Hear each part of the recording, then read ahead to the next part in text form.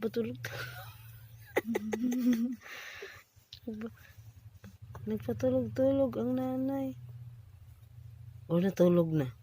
Tulog na yan. Ming! Nagising siya ulit.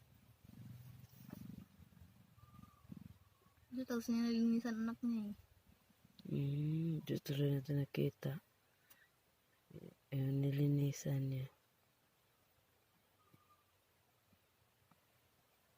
Kaya pag kinuha mo lahat ng anak niya na tutakayan asan yung anak niya. Nakakunin natin Ito? Kaya pahinga na yan.